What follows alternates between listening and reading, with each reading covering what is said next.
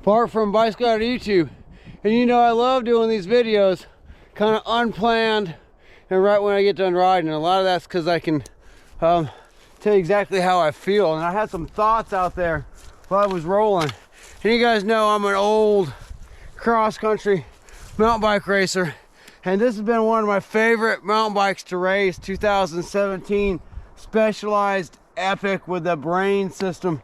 Oh man, this bike has been good for many years, over 100 races, a lot of championships, a lot of podiums, racing in all kinds of conditions. But this is getting to be old school technology, and I wanted to make a video basically on, are these bikes fast? Are they maybe a good pick for your NICA high school mountain bike racer? Possibly. Let me show you what I've been riding a lot. This is the new Trek Top Fuel. This is the aluminum model. This is an awesome trail bike. Modern geometry, 2024, with the electronic SRAM GX shifting on it. A little bit more rake, a little bit more trail, dropper post. Two different eras of bike. And you guys hear me brag about how this is an awesome trail bike. You guys know I'm a guide. I take a lot of people out mountain biking, but then I like to go ride fast myself. I just rode these two bikes back to back. This bike rides awesome, and it's fast until you get on something like this. Older generation, full suspension. When I say full suspension, this is like a 90mm fork. That's 130. A big difference when it comes to suspension travel. Maybe overall comfort, but when I'm talking about fast, and I'm thinking about the high school mountain bike racer, a lot of those parents are on a budget, and sometimes it's hard to spend $5 grand on your kid's mountain bike.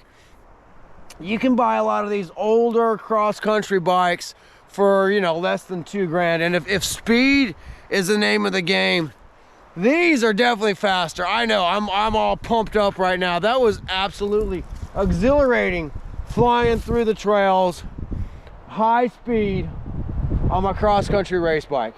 You got to be careful when you put these in the hands of kids, because kids want to jump. I mean, I just got a video from one of my high school mountain bike racers, actually on a Top Fuel, just did a 13-foot gap jump. Now that's also the same bike he races. Kids love to jump and have fun. If you're, you know, shoot, you almost need two bikes for your kids. One so they can go play around the neighborhood like we did, jump stuff and tear up, and one for a race bike. You know, if your kids are actually in NICA racing and they're out there to race, these are fast. As a veteran mountain biker, I could take this and you know, I actually did. There's a local mountain bike trail in Louisiana called Bogue Chitto that has a awesome jump line trail. I took my Specialized Epic on the jump line trail, but I'm also 50 years old. I've got a lot of experience. I know how to ride this bike light. When I'm looking at a lot of these kids learning, just like I did when I learned, I landed heavy. I landed crossways. I landed sideways. I crashed a lot. You don't want your kid crashing this bike. This is a legit race bike. Look at this XDR shifter. This is the original shifter on this bike. Everything runs good. 10 speed. This was a 2x10 at one time. I've converted it to a 1x10 years and years ago. It works absolutely amazing. So nowadays, of course, you know, we've got 12-speed stuff. This cassette is so much less expensive and so much lighter than this cassette. It kind of depends on where you're racing, what you're doing. I'm talking about cross-country race bikes and ultimate speed and a bargain. So if you want your NICA race kid to have something that he's actually going to go have an advantage on the racetrack, these are awesome. And of course, you know, if you look at the UCI racetracks, short course tracks, things have gotten steeper and deeper, and so have the bikes to go with them. That's pro level stuff. We're talking about grassroots stuff.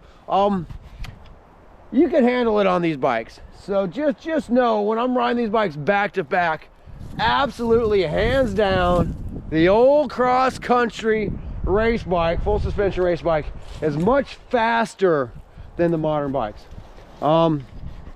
that is at you know, cross-country trail like I'm riding right now. If I was gonna go do some down country stuff, you know, this is definitely the bike I want to do it on. But this just shows you, this is a 2017 that's been raced hard.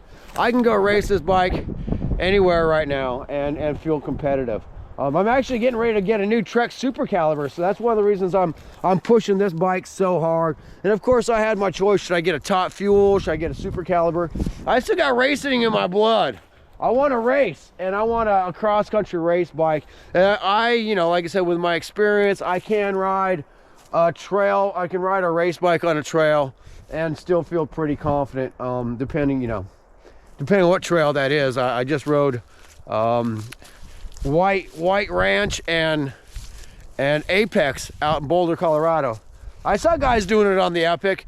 Me coming from, you know, Mississippi, I wasn't quite ready for those big gaps. So luckily I had a Stumpjumper Pro, and that thing felt awesome out there.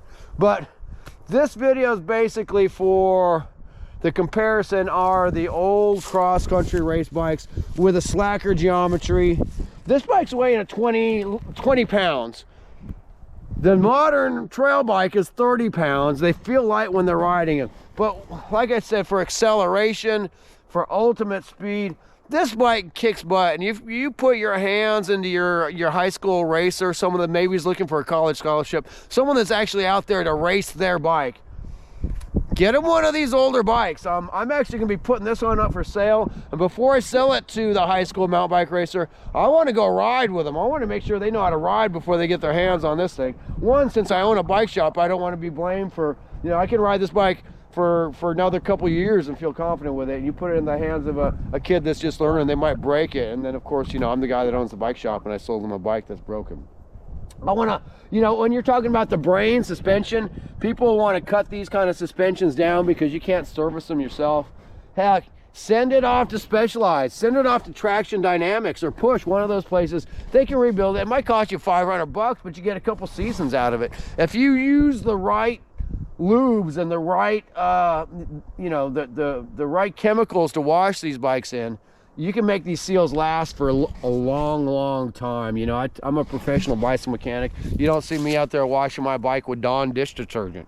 There's a reason for it. I use the correct stuff, and it makes my seals, my bearings, everything last so much longer. So you think you're paying $7 for a little tube of lube. How much does it cost to, you know, replace your seals and your forks? So think about that. Think about the maintenance. Bring it to a bike shop that's been around, so, you know, an old guy like me that's been around for a long time, and I can make these bikes last. So anyway, my verdict is that the older bikes are so much faster. Of course, you know, I'm hoping my new Top Fuel, no, my new Super Caliber is fast. I'm sure it will be.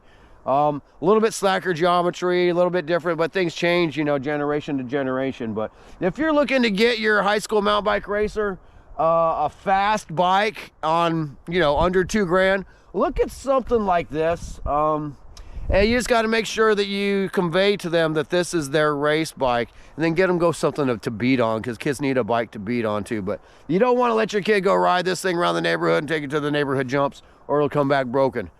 This is it's like you don't drive your Ferrari around town. You know, that's where you have a Miata or something like that, something you can beat up on.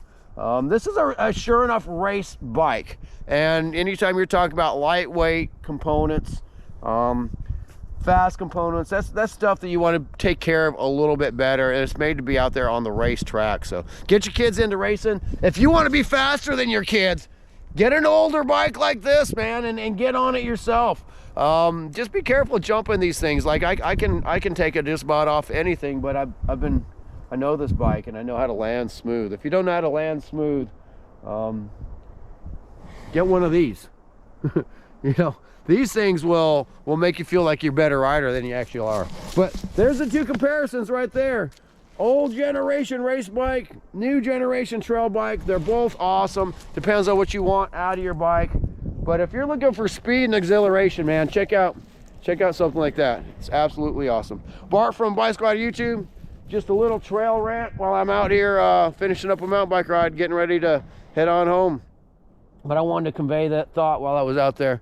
You know, when you're riding, you're thinking. So anyway, old race bikes are awesome. Bart from Bike Squad YouTube. If you like what we do, like and subscribe. Let the YouTube know where you guys are watching us, and I'll keep doing some more stuff. And when I bust out that new Super Caliber, I'm going to be comparing it to all three of these bikes. Over and out.